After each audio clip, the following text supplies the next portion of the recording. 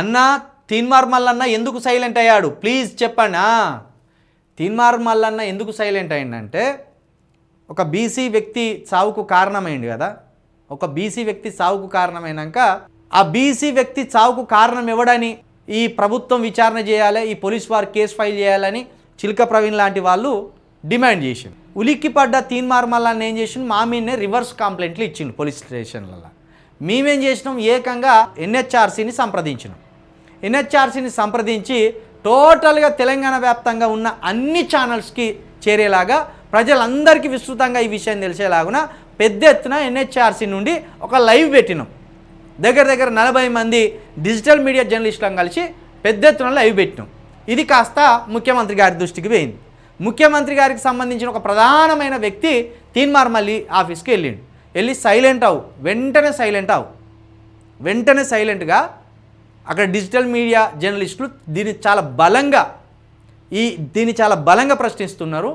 ఆ వ్యక్తి ఎందుకు చనిపోయిండు, ఆ వ్యక్తి ఎందుకు రావాల్సి వచ్చింది, ఆ వ్యక్తిని తీన్మార్ మల్లన్న కావచ్చు, ఆయన ఆఫీస్లో ఉన్న వ్యక్తులు కావచ్చు ఏం భ్రమపరిచిండ్లు, ఆయనలో ఏ భావోద్వేగాన్ని కలిగించిండ్లు, ఆయన ఎందుకోసం మరణించిండు అనేది వాళ్ళు నిగ్గు తేల్చాలని ప్రభుత్వాన్ని ఇరకాటంలో వేసే ప్రయత్నం చేస్తాను ఆ 40 మంది మీడియా జర్నలిస్టులు.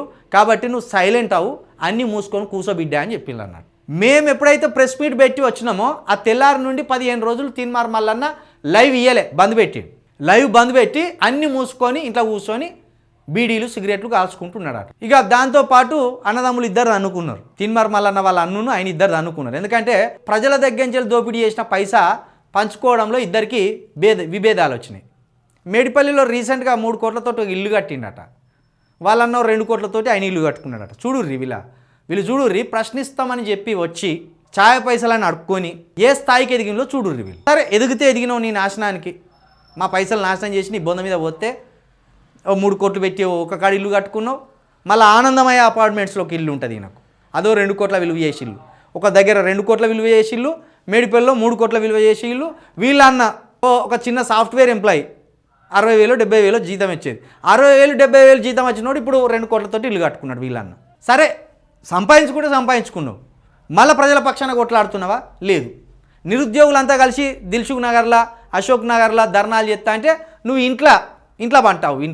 నిన్ను నమ్మి ఓట్లేసిన నిరుద్యోగులు గోసపడతాను అక్కడ రోడ్ల మీద, నువ్వు ఇంట్లో పండి ఇక్కడ మొత్తం యూట్యూబ్ ముందుకు వచ్చి మొత్తం బట్టలు చింపుకున్నట్టు వీడియో కొట్లాడినట్టు బీసీలు అన్యాయం అవుతాను. నిన్ను గెలిపించింది ఎవరు రా భయ్? నిన్ను గెలిపించింది నిరుద్యోగులు కులం చూసి ఓట్లేసినలా భయ్, నీకు కులం చూసి ఓట్లేసినలా? సరే బీసీ వాదం నెగ్గాలి, బీసీలకు 42% రావాల్సిందే, దాంట్లో మేము కూడా బలంగా మాట్లాడుతున్నాం. కానీ నిన్న మాట్లాడినాం, మున్సిపల్ ఎన్నికలలో 34% ఇస్తారట మా బీసీలకు, అది 100కు 100% తప్పు, వాళ్ళకు 42% ఇవ్వాలి, అవసరమైతే 117 స్థానాల్లో 50 స్థానాలు 60 స్థానాలు మా బీసీలకే ఇవ్వాలని మేము కూడా మాట్లాడుతున్నాం. మేము కూడా సంపూర్ణమైన మద్దతు తెలుపుతున్నాం. కాకపోతే మేము ఏం నమ్ముతలేం, నీవు బీసీ వాదం మాట్లాడడం మాత్రమే నమ్ముతలేం. మేము ఎవరు బీసీ వాదం మాట్లాడినా నమ్ముతాం, నువ్వు మాట్లాడితే నమ్మం. కాబట్టి తీన్మార్ మళ్ళీ అందుకు సైలెంట్ అయ్యిండు. ముఖ్యమంత్రి గారు అన్ని మూసుకొని కూసో అని చెప్పిండు అన్నట్టు మల్లిగానికి, అందుకే మల్లిగాడు సైలెంట్ అయిపోయాడు.